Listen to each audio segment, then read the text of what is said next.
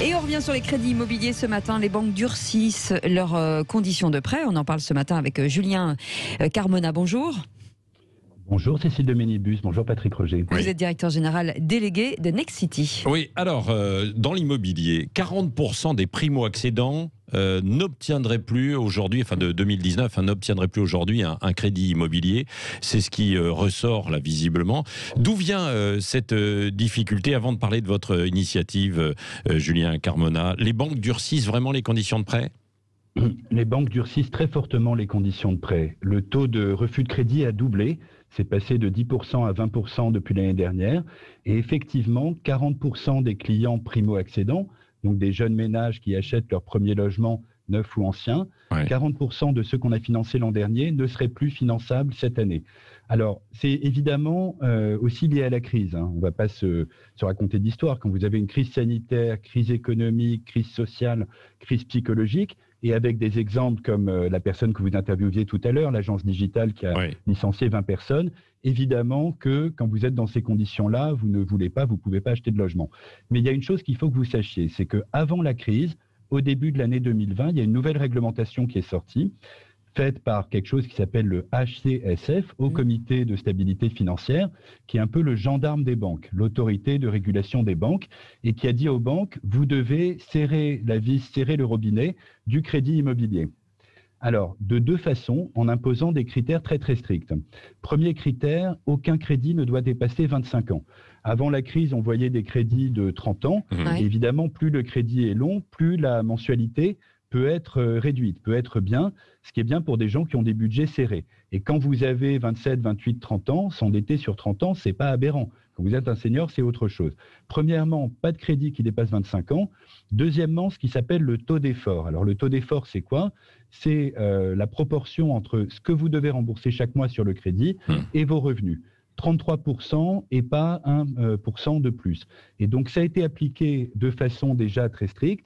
La crise est arrivée par-dessus et on est aujourd'hui, du coup, dans la situation que vous décrivez, qui est une situation très dure pour les primo-accédants et aussi pour certains investisseurs. Oui, qui ont beaucoup de mal. Alors vous avez lancé une cagnotte immobilière. De quoi s'agit-il alors ? Alors, il s'agit d'une initiative pour nos clients, primo-accédants, pour renforcer le rapport personnel.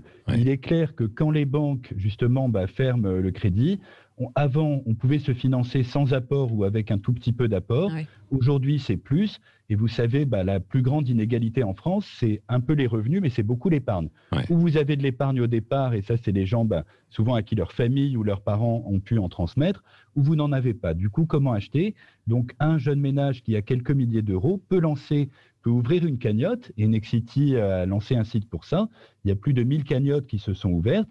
Donc, il y a l'argent de l'emprunteur, il y a l'argent de la famille et des proches, et Nexity abonde la cagnotte, peut aller jusqu'à doubler le montant en fonction de la taille de l'appartement.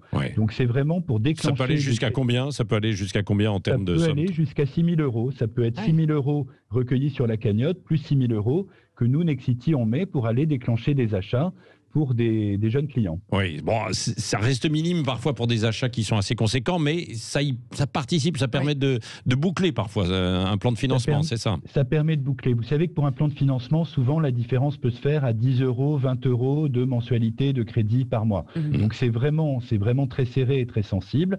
Il y a notre cagnotte, il y a l'apport, il y a l'aide des proches, il y a les primes Action Logement qui peuvent être quelque chose de très bien pour les salariés.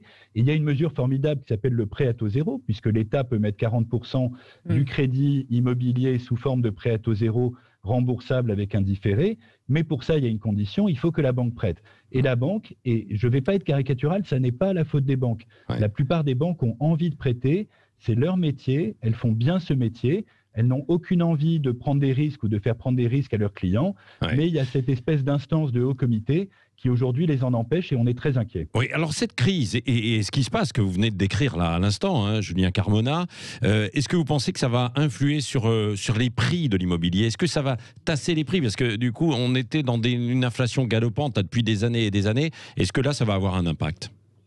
Alors, la crise a un impact de toute manière. Les prix sont en train de se stabiliser. Et c'est une bonne chose. Là où je me permettrais peut-être une nuance avec ce que vous dites, c'est que l'inflation n'était pas galopante. Si vous pensez au prix parisien, Paris Intramuros, oui, bien sûr. Mais nous, chez Nexity, donc premier promoteur français, premier opérateur immobilier en France, on travaille sur toute la France, dans toutes les villes, dans toutes les zones où il y a de la demande et du logement à produire. Et notre panier moyen, il est à 240 000 euros. Ça, c'est le logement typique qu'on vend. 60 mètres carrés à 4 000 euros du mètre. C'est déjà de l'argent. Ah oui, 4 000, oui. Ça dépend où vous êtes, mais c'est déjà un bon prix quand même. Hein.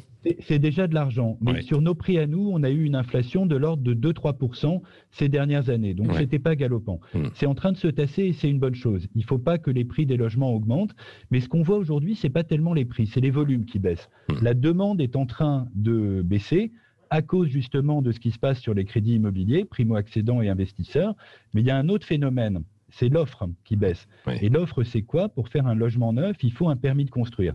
Et dans le contexte post-municipal, on ne fait pas de politique, mais post-municipal, il y a beaucoup de communes qui sont devenues beaucoup plus frileuses et réticentes à autoriser des projets de logement. Et ça, c'est vraiment un problème. Vous savez qu'il y a une crise du logement en France depuis des années et des années. On ne construit pas assez de logements, on ne produit pas assez de logements. En économie, la loi de l'offre et de la demande, vous connaissez très bien.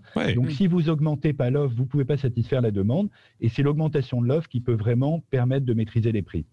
Merci beaucoup, Julien Carmona, directeur général délégué de Nexity. Et je rappelle qu'il y a des émissions immobilières sur Sud Radio, c'est le week-end. À 9h30, Parlons Immo le samedi matin et Osez Investir le dimanche matin sur Sud Radio, bien sûr. Restez avec nous tout de suite, c'est le regard libre d'Elisabeth Lévy.